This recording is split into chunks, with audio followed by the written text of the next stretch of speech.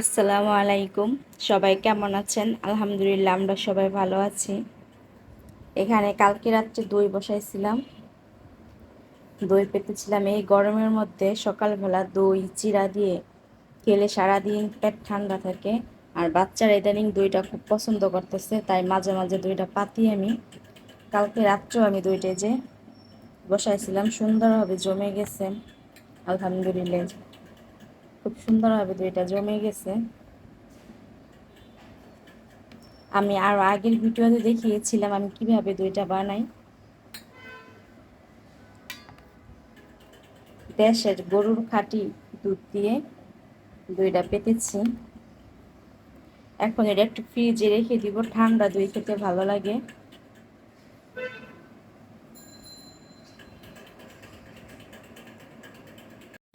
আমি দইটা সকালবেলা 1 ঘন্টা ফ্রিজে রেখে দিয়েছিলাম ঠান্ডা হওয়ার জন্য। এখন সকালের নাস্তাটা করে নিব। এখানে চিড়াটা ভালো করে ধুয়ে নিয়েছি, আমার আর মেয়ের জন্য নিয়েছি। সাথে একটু চিনি নিয়েছি অল্প করে, কারণ দইয়ের মধ্যে আমি খুব কম পরিমাণে চিনি দিয়েছি। সাফওয়ান স্কুলে গেছে, এখন মেয়ের আমি নাস্তাটা খেয়ে নিব দই দিয়ে চিড়া দিয়ে। এই যে আমি ফ্রিজে রেখে দিয়েছিলাম।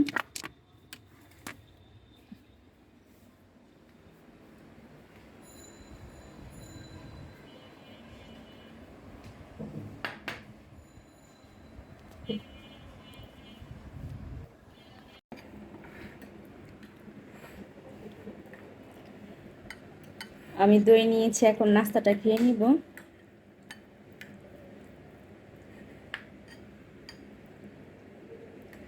বিসমিল্লাহ।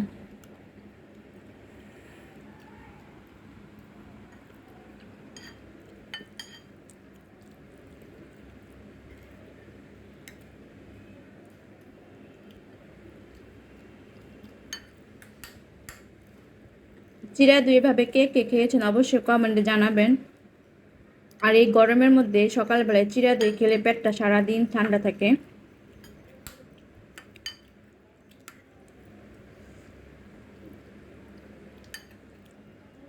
ঠিক আছে, তাহলে নাস্তাটা শেষ করি, দেখা হবে রান্নাঘরে। এই যে এখানে একটা দেশি মুরগি নিয়েছি, মুরগিটা আমি ভিজিয়ে রেখেছি কিছুক্ষণ আগে। মুরগি রান্না করবো আজকে। আর এখানে একটা পেঁপে নিয়েছি, আজকে পেঁপে দিয়ে মুরগির মাংস রান্না করব। এখন এগুলো আমি পেঁপে টেপে এগুলো আমি কেটে নিব। আর মুরগির মাংস আমি কেটেই রেখেছি।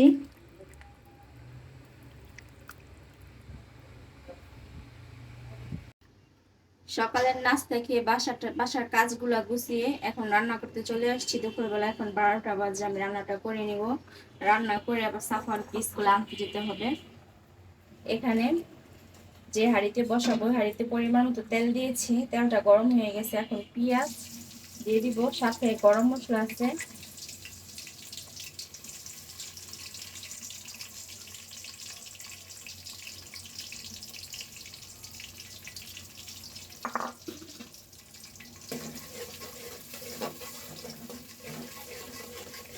গ্যাসের তাপ অনেক কম, এই অল্প তাপেই রান্না করব। কারণ সাফানের স্কুল দিলে আমার সেদিন তাড়াতাড়ি রান্না করে সাফানকে আনতে যেতে হয়। একটা রুটিন থাকে, সাফান এসে খাওয়া দাওয়া করে একটু ঘুমাতে হয়। আর বিকালবেলা আবার সাফানের টিচার আসে, সেই জন্য আমি একটু তাড়াতাড়ি রান্নাটা করার চেষ্টা করি। মাঝে মধ্যে অনেক দেরি হয়ে যায়। পেঁয়াজ গরম মশলার সাথে কিছুক্ষণ ভেজে নিয়েছি। এখানে আদা রসুনের পেস্ট এটা দিয়ে দিব। কালকে আমি আদা রসুন ব্লেন্ডার করেছিলাম, ওই ব্লেন্ডারটা ধুয়ে আমি পানিটা রেখে দিয়েছিলাম। তাই একটু পরিমাণে বেশি দেখা যাচ্ছে, কিন্তু না, এটা পানি ছিল।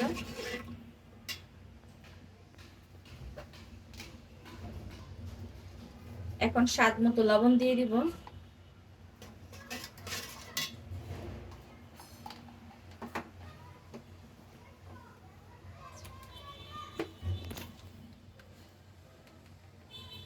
ধনে গুঁড়া,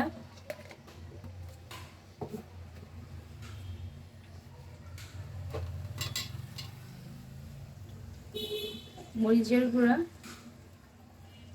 আমি ভরে 1 টেবিল চামচ দিলাম।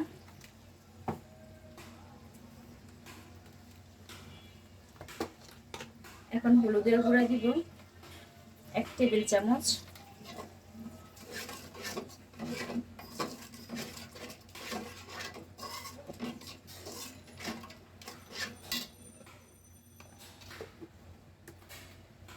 আমি এখন জিরা গুঁড়া দিব, যেটা আমি ব্লেন্ডার করে নিয়েছি বাসায় জিরা গুঁড়া, এটা দিয়ে দিব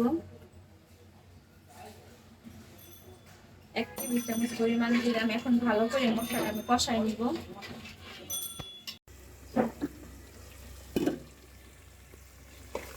আমার মশলাটা কষানো হয়ে গেছে, এখন আমি মুরগির মাংসটা দিয়ে রাখা মুরগির মাংসগুলো দিয়ে দিব।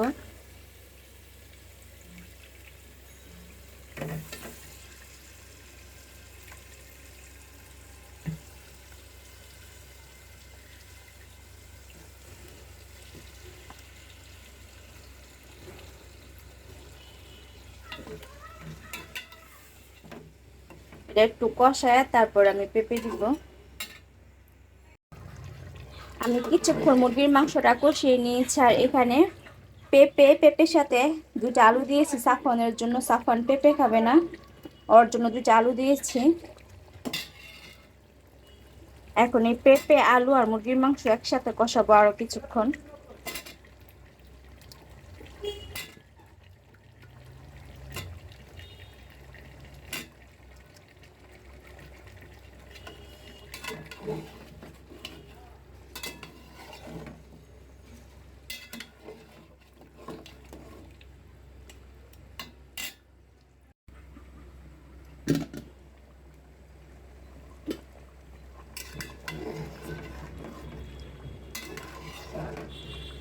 মুরগির মাংসটা নেড়ে চেড়ে দিচ্ছি যেন নিচে না লেগে যায়। আর এই যে দেখেন আমাদের বাসার একটা সুবিধা, সব কিছু পাওয়া যায় বাসার সামনে থেকে। যে ভাইয়ার থেকে আমি সবসময় মুরগি রাখি, এখন যে মুরগি রান্না করতেছি ভাইয়ের থেকেই নেওয়া। সব কিছু বাসার সামনে আছে, আমার বেরও হতে হয় না, ঘরের থেকে দামাদামি করে কিনি, বাসায় দিয়ে যায়।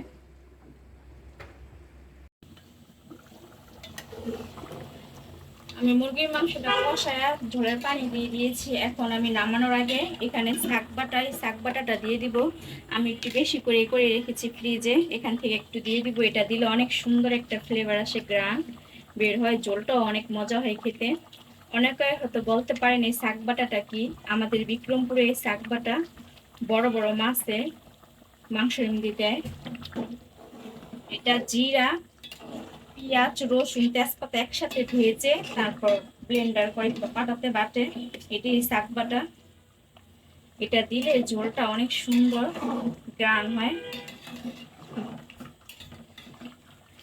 খেতেও মজা লাগে।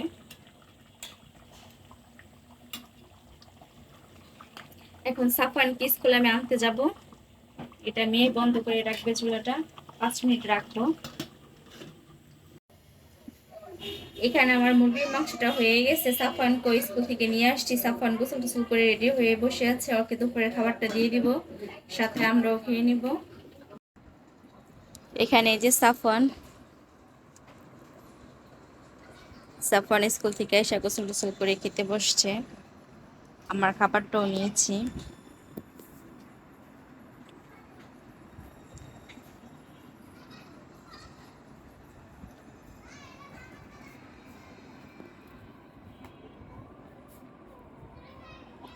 খাবারটা শেষ করি তাহলে।